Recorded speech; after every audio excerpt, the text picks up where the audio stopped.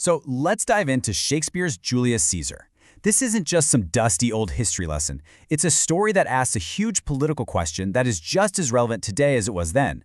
When does a leader's ambition cross the line into tyranny? It's an incredible thriller about honor, conspiracy, and one single act of betrayal that literally changed the world. And Shakespeare wastes no time. He throws us right into the deep end with this killer line from Cassius. What he's really asking is, hey, are we just pawns in some cosmic game totally controlled by fate? Or do we actually have the power to stand up and change things ourselves? And that one question, that idea, is going to drive every single thing that happens in this story. All right, to really get what's going on, you have to picture the scene. We're in Rome, and the whole city is basically a tinderbox just waiting for a spark. So you've got Julius Caesar, right? He's just come back from war. And to the regular folks, he's a rock star. The people absolutely adore him. But in the Senate, the powerful people, they're terrified. They look at his popularity and they see a massive threat. They're convinced he doesn't just want to be a celebrated general. He wants to be a king. And that is a huge no-no that would shatter the Roman Republic. And then you get this scene, which is just pure political drama. Picture this. It's a big public festival. Caesar's right-hand man, Mark Antony, offers him a crown. Not once, not twice, 3 times. And each time, Caesar pushes it away. The crowd goes absolutely wild. They're cheering, thinking, wow, what a humble guy. But the guys watching from the wings, like Cassius, they're not buying it for a second. They see it for what it is, a brilliant performance. He's just testing the waters, seeing if the people are ready to accept a king. Okay, so that little stunt with the crown, that's the last straw for Cassius. He thinks we have to do something now. He starts planting these seeds of rebellion, and he knows the perfect person to bring into the fold. The one man everyone in Rome looks up to, the honorable Marcus Brutus. So, how do you turn a good man against his best friend? Cassius's plan is pretty brilliant, actually. He starts to pick apart the myth of Caesar. See, to the public, Caesar is this godlike hero, a colossus. But Cassius starts reminding Brutus of the man. He tells him stories like, hey, remember that time he almost drowned and cried for me to save him? Or when he had a fever in Spain and was whining like a sick girl. He's chipping away at this giant marble statue to show Brutus the frail, flawed human being underneath. And you know what? It starts to work.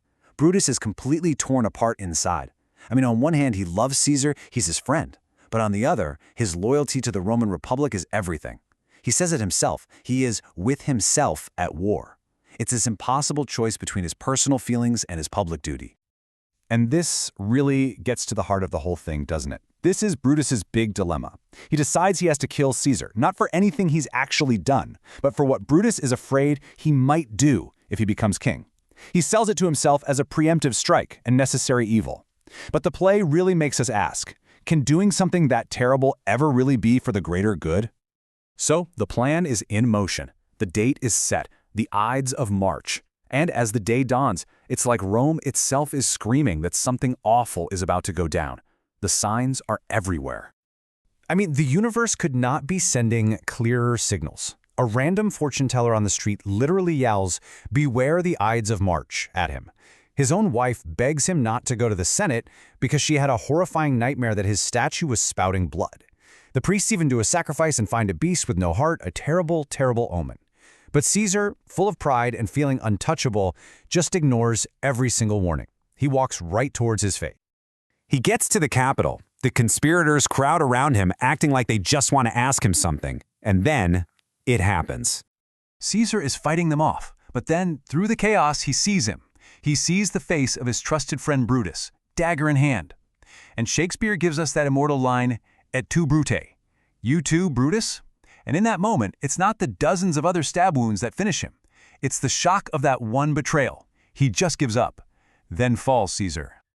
Okay, Caesar's is dead. But if you think the story's over, you're dead wrong. The fight for Rome is just getting started.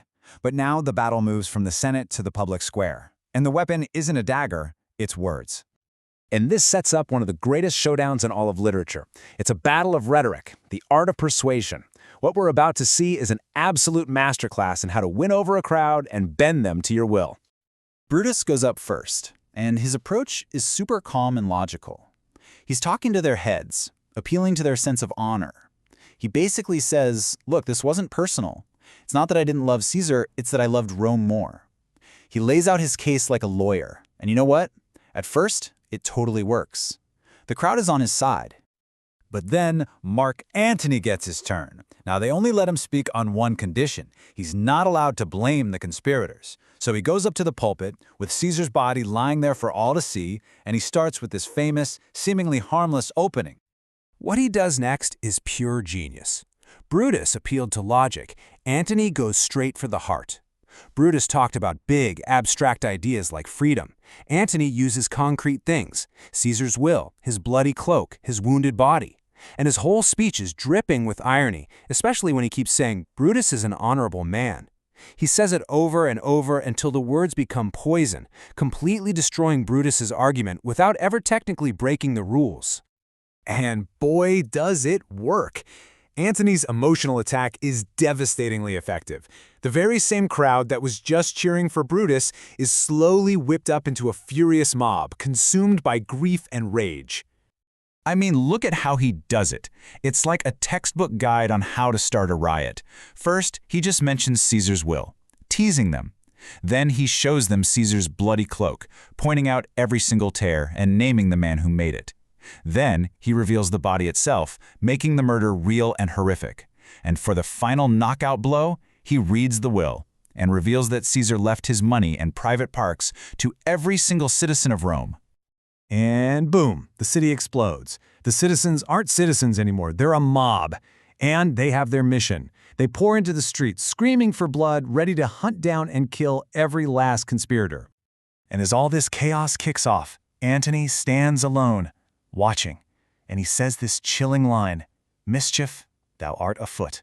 Take thou what course thou wilt." He's basically saying, all right, chaos, I've set you free. Now go do whatever you want. It shows his true colors. He didn't want justice, he wanted revenge. He wanted to watch Rome burn, and he just lit the match. Which brings us right back to that huge, messy question that people have been debating for centuries: Brutus. He genuinely believed he was saving the Republic from a tyrant, but in doing so, he plunged Rome into a bloody civil war that ended up destroying the Republic anyway. So what was he?